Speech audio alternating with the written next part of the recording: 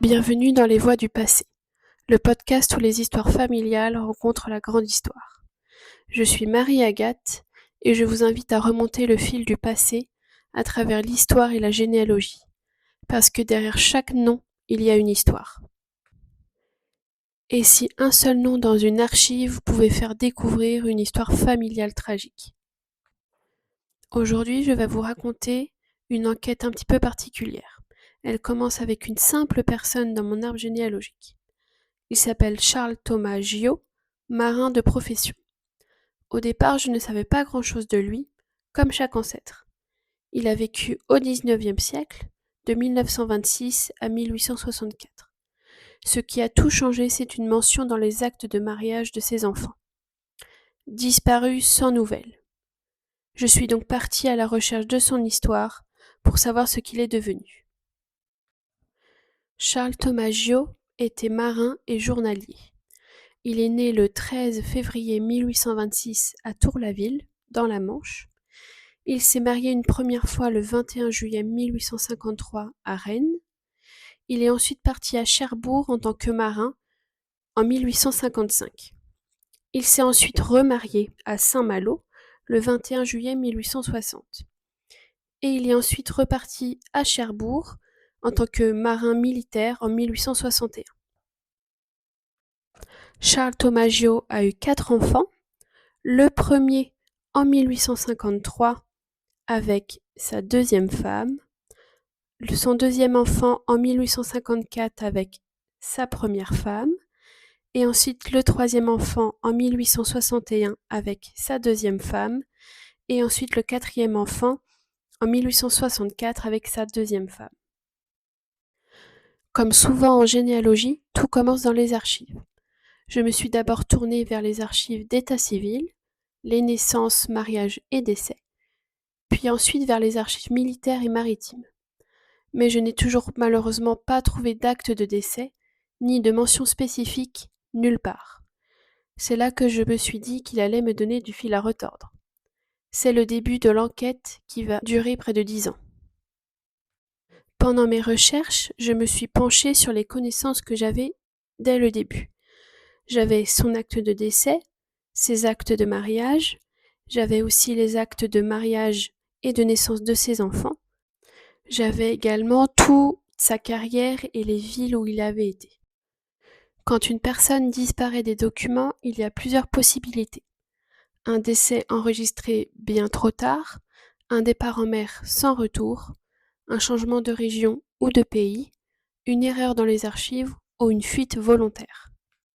Lors de mes recherches, je me suis beaucoup penchée sur son décès. Peut-être un peu trop longtemps, c'est ce qui m'a fait perdre un petit peu de temps. Mais le point important, c'est que j'avais trouvé l'acte de décès de sa deuxième femme, donc sa dernière femme, qui avait été déclarée veuve. Donc si elle a été déclarée veuve à sa mort, ça veut dire que son mari, Charles Thomas Giot, a bien été déclaré décédé. À cette époque, je n'avais pas une grande connaissance des différentes archives qui existaient. Après des jours, des semaines et des mois de recherche, j'ai trouvé les inscriptions maritimes. Je n'en avais jamais entendu parler avant. Les inscriptions maritimes recensent chaque inscription des marins en fonction des villes et des régions. Ils étaient appelés, ils n'avaient donc pas le choix de partir, parfois sans retour. À cette époque, les décès en mer n'étaient pas enregistrés immédiatement, ni clairement. En regroupant les informations, j'ai commencé à reconstruire sa vie et un scénario probable. Mon ancêtre était marin, il vivait dans des régions tournées vers la mer, la Bretagne et la Normandie. À cette époque, les archives étaient approximatives. J'avais seulement cette mention dans les actes, disparu sans nouvelles depuis un certain nombre d'années. Pas d'acte de décès, juste une absence. Ce qui m'a marqué dans cette recherche, c'est pas seulement la disparition, mais le vide et le silence autour. Mon ancêtre, Charles Thomas Giot, a vécu à l'époque de profondes transformations politiques, économiques et maritimes. La navigation à vapeur a commencé à s'intensifier. Le port de Cherbourg à l'époque était un des plus stratégiques de France. Il y avait notamment des bateaux de guerre, des paquebots, mais aussi des bateaux pour le transport de marchandises. Et c'est un jour que j'ai enfin trouvé l'acte de décès de ce fameux ancêtre Charles Tomaggio. Charles Tomaggio est décédé le 12 juillet 1864 au large de Constantinople, qui est aujourd'hui Istanbul, une des plus grandes villes de Turquie. Charles Tomaggio est tombé en mer. Il s'est noyé et son corps n'a jamais été retrouvé. Mais vous allez me dire, pourquoi Constantinople ? Eh bien, Constantinople à l'époque était la capitale de l'Empire ottoman.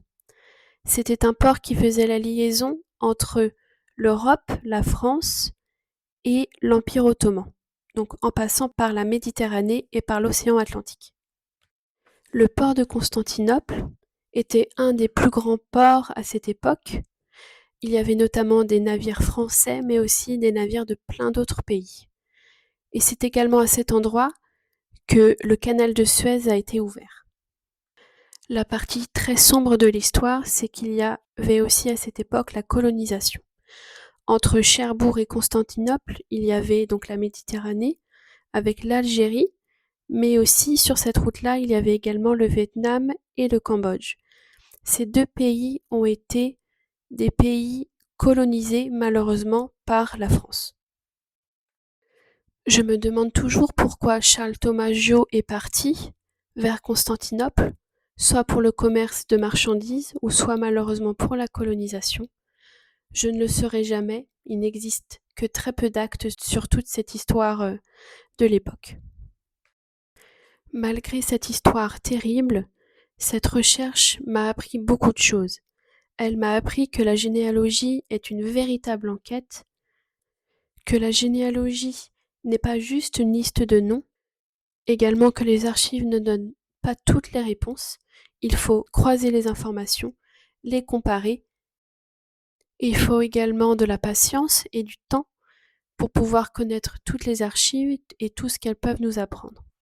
J'ai également appris que un simple ancêtre, comme on peut le croire, peuvent avoir des destins hors du commun. Est-ce qu'une disparition comme celle-ci laisse une trace dans une famille ? Est-ce que cette histoire a-t-elle été racontée avant aujourd'hui ? C'est toute l'histoire de la psychogénéalogie. Même incomplète, une histoire reste une histoire, une mémoire et un passé. Merci d'avoir écouté cet épisode des Voix du passé. Dans le prochain épisode, nous continuerons à exploser ces histoires oubliées, celles qui ne sont pas dans les archives. Tant qu'on raconte leur histoire, ils ne disparaissent jamais. À bientôt dans les Voix du passé par une passeuse d'histoire.